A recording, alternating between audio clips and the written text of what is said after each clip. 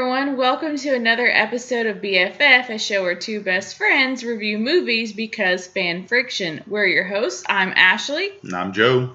And this is kind of an interesting episode of BFF because we're not doing anything fan friction related other than this video. Yep.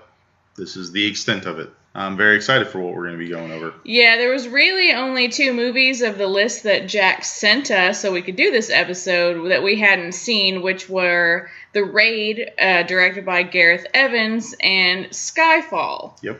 So... Originally, you had wanted to do The Raid. Yeah. Because you weren't even sure what it was. Exactly. I know I've heard it mentioned a bunch of times. But we talked it over, and we decided to go with Skyfall. Because Ms. Davis here... Yes. Knows absolutely nothing about James Bond. Other than all of the parody versions, like on The Simpsons, Exactly. There was a Super Mario Brothers episode that parodied it, Johnny English, pretty much those Austin are the... Powers. Yeah, Austin Powers, that's another one. And I've seen a couple of Bond films. Well, yeah. But, I don't remember which ones I've seen, because I looked at the original list and thought I had seen two of the movies on there, but apparently License to Kill and A View to a Kill are different movies. Just like Goldfinger... And GoldenEye. And The Man with the Golden Gun are all different movies. So, yeah, I don't know a whole lot about Bond. The only thing I really know about Skyfall, it's one of the Daniel Craig Bond films, and the Adele song, Skyfall. Yep. Anyway, so we're really excited to go watch this movie, even though we haven't seen any others in the series of Daniel Craig Bonds. I've seen 3/4 of Casino Royale. And then fell asleep for the rest of it because it was 2 in the morning. I think I've seen some of the videos online talking about it, so I think hopefully we'll have enough frame of reference to do a decent review of it. And here's to hoping. Yeah, anyway, so we're just going to go watch that, and we'll see you in a bit. Yep. Bye. Bye.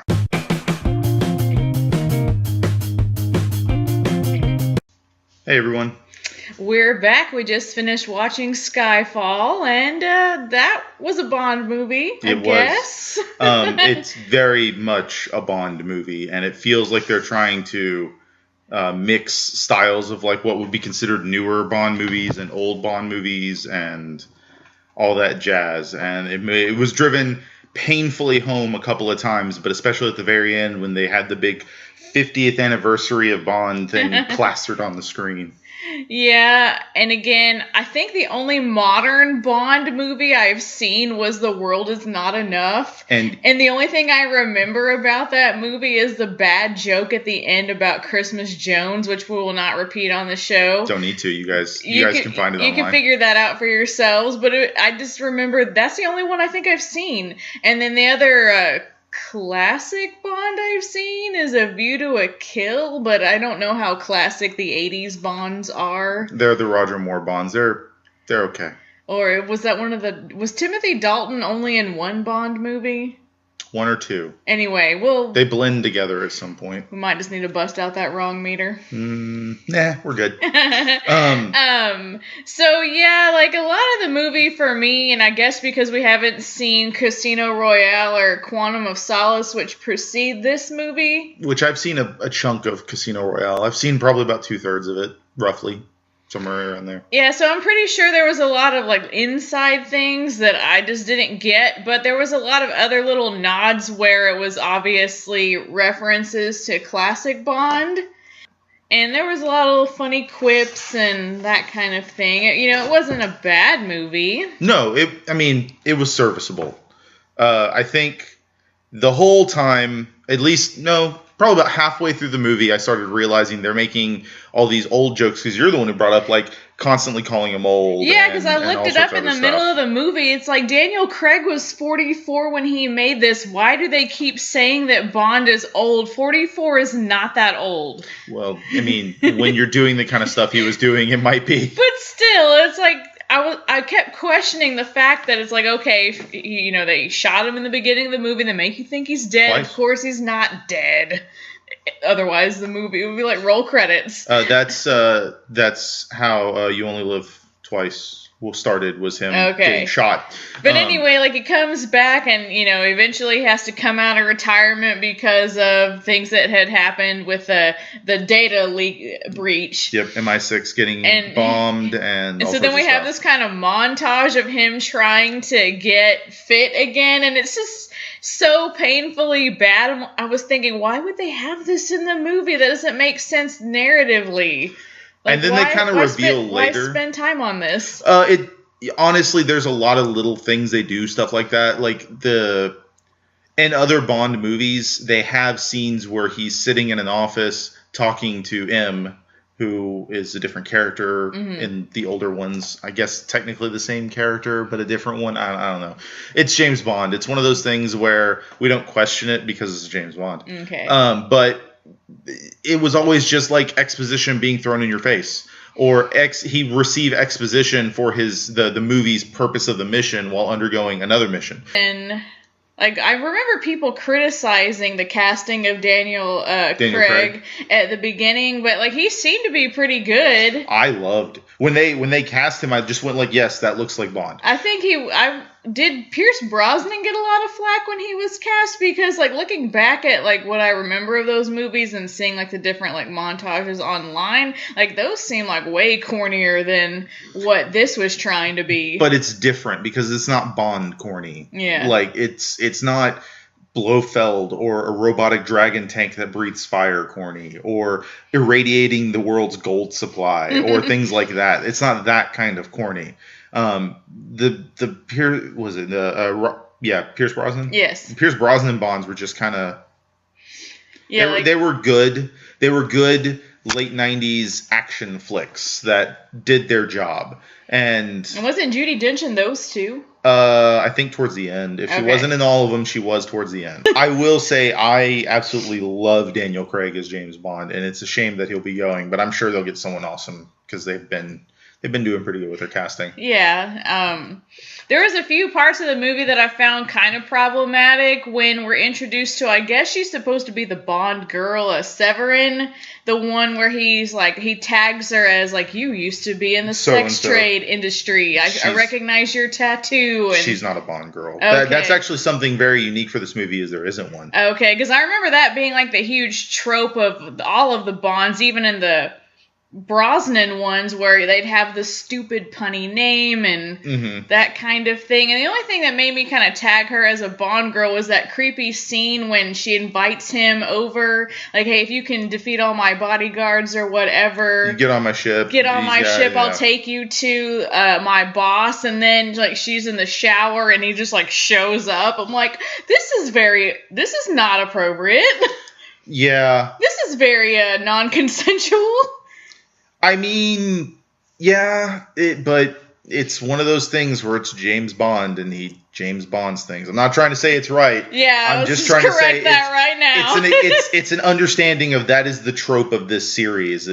I mean, he's supposed to be some observant super spy that notices everything, and they kind of showed that in the scene before. Yeah, where he noticed the gun she had, the tattoo, and told like you're more afraid of your bodyguards than you are. Like they're not your bodyguards, they're your handlers, etc., etc.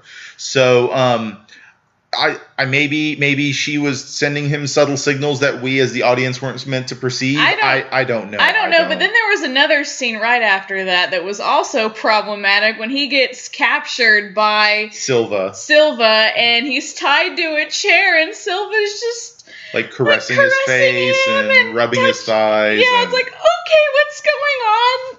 And it's funny, only because they're back and forth is very well written. Where while he's doing this, and Silva is just like, I bet you were never trained for this kind of stuff. He's like, yeah, but this is my first time. Yeah, it's like, okay, like what's going on? Like, not that there's anything wrong with that kind of relationship in a movie, but it was just very creepy. It's very out of left field. It was creepy because of it was non-consensual. Yeah. That's what made it creepy. It wouldn't matter.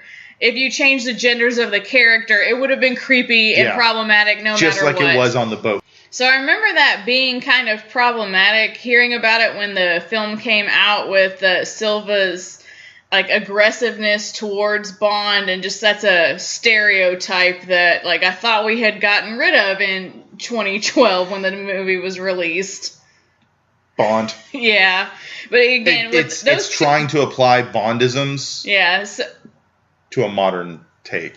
So part of me thinks like maybe they were trying to counteract, like look at Bond objectifying a woman and now he's being objectified. So I don't know what kind of statement they were trying to make, but I just remember being creeped out in both scenes. To be fair, it worked. You were uncomfortable. Yes, it was very uncomfortable. I think that's the nature of that scene, is to let you know that this guy's kind of, does what he wants, and he doesn't care what anyone else thinks about it. And then right after that, like a couple of scenes later, like basically shoots her in the head and just like, no... Nonchalant. Yeah, very nonchalant. And you knew, because it was still early in the movie, that this was his plan all along to get caught. I'll also note that I really liked Javier Bardem's villain, Silva. I thought it was a very well-played villain. He seemed to have decent character motivation to try to get back at M. Yeah. And with like all of the things that he went through as a former MI6 agent. And that's what I was going to go into, is he was very well designed from the point of having like actual motivation, not some like cartoon villain plot to irradiate the world's gold supply or something.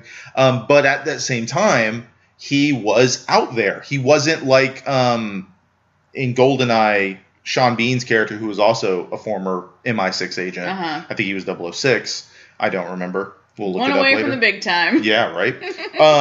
And he was just like, I'm going to capture the satellite and do something with it. That's so 90s. Yeah, well. That's like it's like this generation of movies, Skyfall. Yeah, satellites. Yeah. Yeah, that was a very big thing in the 90s. The satellite. We gotta, You gotta grab this satellite to do the thing. So, but he was out there. He was wild. He hacked anything and everything. He hacked MI6 twice in this movie, and was able to like. With all those little sugar skulls. Which was just weird. It was so out of place. Like, I expected them to make a bigger deal of him being like, I don't know, based in like South America or something, or Central America, but then they're just like, nah, he's over here, like on some island. Yeah, but yeah, sugar skulls, that was weird. Anyway, it's always an island. It's always their own island in James Bond. But the thing about this movie is it's very much hammering in your face the whole time. They're like, look, we know the last two James Bond movies haven't felt super James Bond because they haven't had the tropes like the gadgets and the cars and the this and the that. They've had awesome cars, but they haven't had awesome cars with guns built into them. Or if they have, whatever, it's not important. Yeah, they made a point to talk about, like, we don't do those silly gadgets anymore. What do you want, an exploding pen? Which they've had multiple times in the past. And Bond had a laser wristwatch, which they make fun of all the time in all sorts of other spy gag shows or movies. So that's kind of a thing they kind of drive home, but they do it in such a way that they're trying to be like, this is the old-fashioned Bond mentality blended with a new concept. At one point, they're having a trial, like some sort of committee hearing that the government is putting MI6 on trial, so to speak. Yeah, because of all of the bad things that have happened with the data breach. And basically saying, like, the world that you grew up in, the world that you built your spy life in doesn't exist anymore. And she's like, oh, no, it exists. It's just changed. Yes. They're not part of governments anymore. They're faceless entities that don't belong to countries and all sorts of other good stuff. So basically like a big analogy to show we're still relevant, but just not in the way that you thought anymore. It's not us versus the Russians. It's us versus this shadowy organization that wants to do something. It's us versus these little groups that have popped up. It's no longer G.I. Joe versus the Nazis. It's G.I. Joe versus Cobra, which is a non-governmental organization. Yeah, and I love the little poem that she was reading, and then all the chaos ensued afterwards. It seemed very fitting for the scene, and that just seems very something that like a Judi Dench character would do. I'm going to read a poem in the middle of this hearing. I did like that she made the statement that like this poem stuck to me. Against all better judgment. Basically saying, like, I hated poetry, but my husband loved it. But this one I remember, and it feels appropriate. Anyway, so overall, what did you give the... About a 7. Okay. As a Bond film and as a film in general, it's about a 7. It's not bad. It's good. I like it because I think Daniel Craig is a fantastic Bond. He reminds me of Sean Connery as a Bond, who is my favorite Bond, because he's not unattractive. He is a good-looking dude, but he also looks like he would beat you to death with his bare hands. Like, he's not afraid to do that. And that's what's always bothered me about, like, Roger Moore and Pierce Brosnan and Timothy Dalton. They're too pretty. Okay. Like, they look like they'd punch you in the face, but they're afraid they'd damage their manicured nails. And yeah, Craig definitely seems to have an edge to him. I was actually thinking like a 6 out of 10 just because a lot of the movie for me, and maybe because I haven't seen a lot of James Bonds, I know I'm coming into this blind, I was just not engaged until towards the end when like they're back at Skyfall Manor and all of the Home Alone kind of stuff started happening with the improvised weapons. Awesome. So, but yeah, overall, I don't think the movie's bad, but it didn't grab me as much as some other movies that we've seen lately. So, we're going to go check out how this all works out on Fan Friction.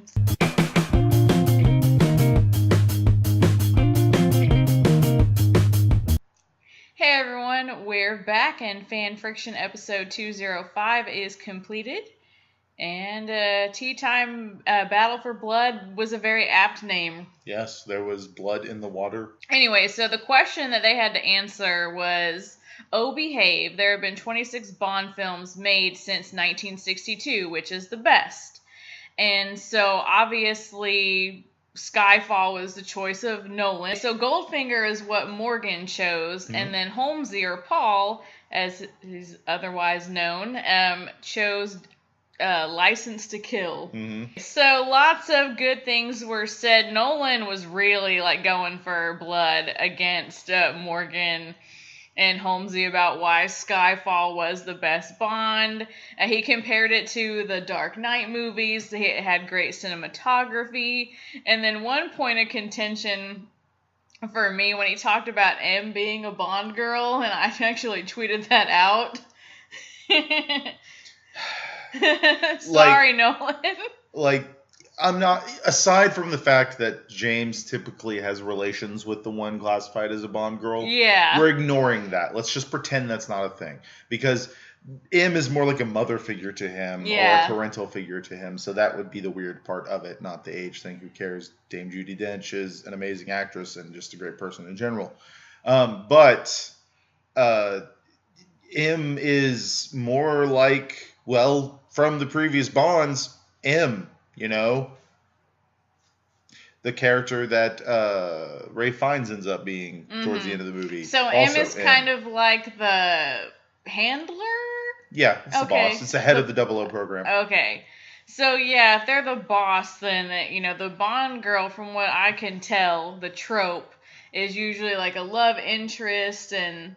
Oh, love is not something we're going to assume James Bond can feel. But you know what I mean. Like, some kind of a partner, but also there's some tension usually between the characters.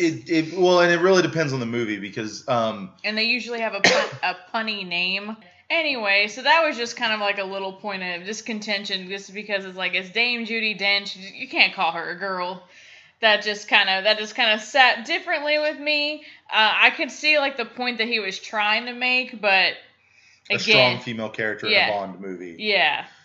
In the scope of Skyfall, more apt comparisons to Bond girl would possibly be Moneypenny, because she is kind of hardcore a couple of times. I really like her character. Every scene she's in, with the exception of the last scene where she kind of resumes her normal job for the scope of what Bond is, she's just super awesome. She's also the one who shoots Bond in the beginning of the movie, but it's neither here nor there. Or the woman that takes Bond to Silva's Island. Yeah. What was her name again? Forgettable. Yeah, because she got killed pretty quick. Yeah, she was literally there as a device to get Bond to Silva's Island. So some of the arguments against Nolan's pick of Skyfall, Morgan really was coming on strong, saying that it's not, and also Paul agreed with him, that this isn't even the best Daniel Craig Bond. I can see that. They both agreed that Casino Royale was a lot better, and Morgan said that Bond's not supposed to be dark and weepy. It's supposed to be like fun and lighthearted, and that this Bond felt a lot more like Jason Bourne than an actual Bond, and I have a couple of points against that. Okay. First off, Bond being dark and weepy, like one of the earliest ones on Her Majesty's Secret Service deals with James Bond getting married and then his wife getting murdered. Oh, wow. Like on their wedding day. And he's depressed and dark and weepy. And I mean, for a 60s movie. But there's that. And then talking about how this is was it Casino Royale was the best Bond movie of the Jason Bourne. The Jason Bourne Bond. Of the Daniel Craig Bonds. I mean, that's objectively true, but it's also not a Bond movie. Like that's what I was going to say against his argument. Of the Bond movies, though this is not necessarily the best movie, this is the most Bond-like. It breaks some of the formula, the concept of the Bond girl, because Bond movies usually end with him like M and Q calling Bond, and Bond's indisposed at the moment because he's with whatever female character was the quote-unquote Bond girl for this movie, because you think like at the end of every movie you're like, oh, they're in love, they're gonna get married, and then in the next movie he's got a new Bond girl, whatever. Like it was that kind of stuff. That's how a Bond movie. Yeah, I remember that's how that one movie I saw ended. Yeah, Christmas Jones. That's a Bond. That's like a Bond trope. And the other Bond tropes involve, the super spy. I mean, the super spy gadgets and that kind of stuff. And this movie, though it didn't have all of those things like laser watches and car submarines, it still had the Aston Martin that had freaking machine guns that were radio controlled, and it had that was bulletproof glass and everything else. It also had the very end of Skyfall was the beginning of every Bond movie, with him walking past Moneypenny, them having some snarky repartee or discussion, some snarky discussion of some sort, and then him going to talk to M about his next mission. That's how most Bond movies start. So yeah, it's not the best of the Daniel Craig Bond movies, and yeah, he's more like Jason Bourne, but you have to do something to modernize the character, otherwise it's going to lose everything. It was refreshing to see in Skyfall that Bond kind of adopted some of its old traditional roots, and that's kind of the joke of the whole movie. It was kind of like, well, there's still some place for us old war dogs here in the modern era. Yeah, and then some of the other things that were said against that a lot of the points against Skyfall were that it was just very dark. And then one of my favorite things that Paul said was that Skyfall is the Home Alone Bond movie, which I really enjoyed that part of the movie where they go to his house and they have to defend themselves against Silva and his army, practically. I thought that was really funny. Well, it's not even funny. That was just cool. Yeah. Like, it was a really cool stuff. Because it's Bond, who is probably shouldn't even be doing secret agent things at the moment. Yeah, because he was really out of shape. And he was really injured at that point again. And he shouldn't have been reinstated, as we learned. Yeah, they go into it. And then it's like the old game master for his parents' old home. And then also M, who is also ancient and probably hasn't been doing field work in a very long time.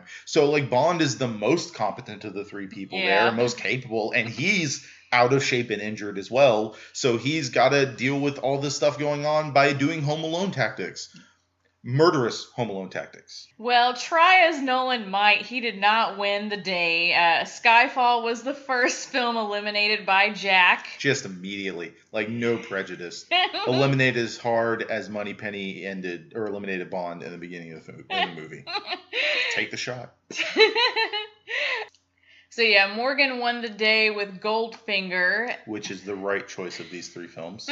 He said it was the truest Bond, and he really went on this tangent of, and it wasn't really a tangent, but he used this anaphora repetition of most memorable song, most memorable henchman, most memorable, and just listed all of these different attributes, which, you know, as a teacher, I just immediately noticed, and he apologized for the repetition, but no, Morgan, don't apologize for your repetition. That is a good rhetorical strategy, and it won the day for you. And never apologize when defending Sean Connery's Bond. Never. Yeah, so good job, buddy, on using anaphora. That's a skill that we teach in the pre-AP class. Yeah. Which it's also good that License to Kill was defeated because... No. But I liked what Paul had to say about it being realistic and more gritty before people were ready for that. I thought that was a really good point. All in all, it was a great fight. I really enjoyed it. Yeah, if we had to rank Skyfall, how well it fits the question, I mean, obviously, it's not like he chose an Austin Powers movie to be the best Bond movie. Yeah. So Nolan's gonna score pretty high. What's he gonna score for you? 10 out of 10, because it's a Bond movie. So you're arguing what's the best James Bond film. While I don't agree with his choice, it's really hard to knock someone for choosing one of these because any of these could be the best in your eyes. It's not the best in my eyes, but I wasn't fighting this. And see, I'm going to knock him just 1 point. I'm going to give him 9 out of 10 because I would have chosen, even though I haven't seen it in theory, but hear me out. I'm listening. I would have chosen Casino Royale if I had to go with a Daniel Craig because that was the first one that he was in, and I think it would be easier to argue, like, look at what he had to do to bring this franchise away from the Pierce Brosnan era, which, I mean, I've seen the one, and I think it gets made fun of a lot, so if I'm wrong, I'm sorry, Internet, but I thought that the one I saw was pretty lame. Oh, James Bond is lame. Well. It's a global treasure, but it's lame. Well, I thought Pierce Brosnan was particularly lame. The only thing cool about that era was the GoldenEye video game, which I was really bad at. Well, Sean Bean was a villain, too. In that one, yeah. I think I saw the other one. I don't remember. Not important. All right, so we wanted to hear from you guys on Twitter, and we wanted to know who the next Bond should be, because at the time that we recorded this episode, it was rumored that Daniel Craig was going to quit, but now he said that he wants to still be Bond. I don't know. I'd heard he was still out, but not because he doesn't. I don't know. I'd heard he's like, I love the role, but we need to move on. But either way, he can't be Bond forever. So you guys had a lot of good choices. Hamza Juzer suggested that he'd be happy with Idris Elba, but also Tom Hardy, Henry Cavill, Michael Fassbender, but he would go with Elba if he had to. That's also my personal choice. I think Idris Elba has the charisma that could just knock it out of the park. Yeah, he's a very great actor. He's fantastic. Yes. Nolan Dean suggested Damian Lewis, who's someone I've never seen. I've seen Damian Lewis in the remake of Romeo and Juliet that came out in 2013, which, man, that movie. I assume it's not good? It started off really good when they read the prologue until they got bored halfway through it and started a jousting tournament. And I knew from that point on the movie was not going to be very good. Interesting. They cast age-appropriate actors for the roles, so that's good. But yeah, Damian Lewis was, I think, Lord Capulet? Capulet. Yeah, he was Lord Capulet, which, yeah, he was fine in the movie. That all the acting was good. Yeah, good. But yeah, Brian Hurst at Hercules, which I always say wrong, suggested Dan Stevens from The Guest could be good. Still under the radar, but has a solid resume. Billy Pollahan, who I gave a hard time on Twitter because he was suggested an unknown at first. It's like, come on, dude. Pick a guy. He also went with Dan Stevens, like Brian. Yep. So yeah, Dan Stevens, a guy that I have not known anything from. Apparently he is going to be in the Beauty and the Beast live action remake as the Beast. That's interesting. And he is in Downton Abbey. A show that we haven't watched more than one episode of. Yeah, because we are bad at watching things. And he plays Matthew Crawley on that. I'm sure everybody that knows who that is already knew that, though. Yeah. Holmesy suggested Tom Hardy, because he's Tom Hardy. Tom Hardy's a really good actor. He's also a really good choice. I will point out from one of the previous ones, Michael Fassbender was also recommended. Mm-hmm. Also would be fantastic. Yeah, very good actors. And I love how Tom Hardy just kind of like blends into the roles that he's in. He absorbs the role. Yes, he becomes those characters. So yeah, that would be very interesting. Mm-hmm. Odd Shape Panel. Yeah, our friend Tom. At Odd Shape Panel suggested John Boyega, and that's definitely a different choice than I would have expected because he's so young. Mm-hmm. I usually would expect Bond to be a little older, But Yeah. John Boyega could probably do it. He's a great actor as Yeah, well. he's very charismatic. I've only ever seen him in Star Wars: The Force Awakens, but I want to say he was in Attack the Block as well, which is kind of like a kids action. Yep. Which also had Nick Frost in it. Yeah, I wanted to see that movie. It looked interesting. Also, that made me think Oscar Isaac would be really good as a Bond. That would be interesting. Yeah. Mm-hmm. Kimber, my soul sister, suggested Benedict Cumberbatch. She said that I know he is in everything right now, but he deserves to be super talented and handsome. I'm just going to throw out there that if Benedict Cumberbatch were Bond, they need to get Martin Freeman to be Q. Oh, that would be so awesome. Because that would be the best pairing yes, ever. that would be amazing. Yep. I like how in The Hobbit he's Smaug and yeah. Yep. So it's about time to end this party, if you will. And before we go, we want to give a very special shout out to our friend Jeannine at Jeannine the Bean. She's the one that designed our logo for us very graciously. Mm-hmm. And you should go support her store at the TeePublic, right? Yep. You can buy our logo on a shirt. You can wear our faces on you. It's not creepy at all. Not at all. I mean, we wear these all the time. All the time. To work, even.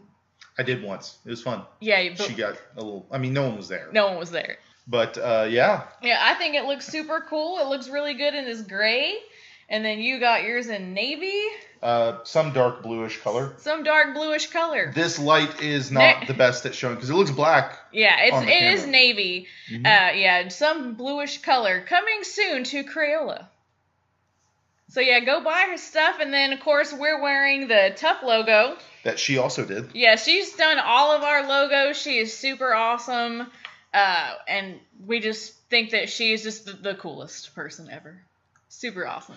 You know, we work very hard to bring these to you because we like to, talk to you and interact with you and entertain you. Mm-hmm. And because of that, because we like it so much, you can find us on Twitter. Yes, I am at @Mrs. Davis. I still cannot say that right. And I'm at Drake Masters. So we want to hear from you. So if you're a fan of leaving comments, leave one below. Or just talk to us on Twitter. And if you liked this video, why don't you give it a little like? It makes us happy. It takes like 2 seconds, man. 2 seconds. It's no big deal. No big deal.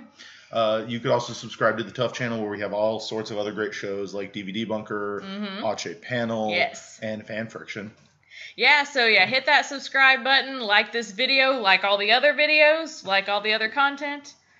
And that would be super awesome. Yeah, thanks. Thanks for watching. Yeah, thanks. We love you guys. I've loved this episode because I grew up loving James Bond, and this is really cathartic for me. And I like all the parodies of James Bond, and I want to learn about all of these other James Bond movies, so I think maybe we have our summer marathon picked out. Yeah. I know. We could do some very special James Bond episodes. Yeah, we could. So. Alrighty. Thanks, guys. Bye. Bye.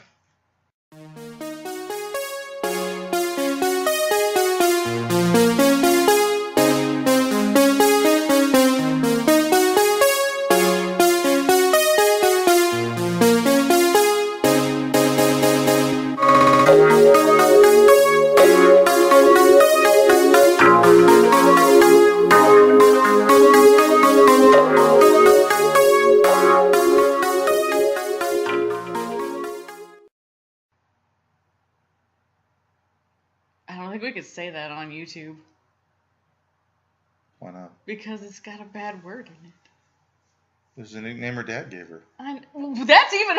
What is her dad, Trump or something? No, her dad raised octopuses. And, I don't know. It's dumb. That's why I said it's the worst name. It's, the absolute worst. And it's the title of the film. How did that get on the... What? I don't even want to know.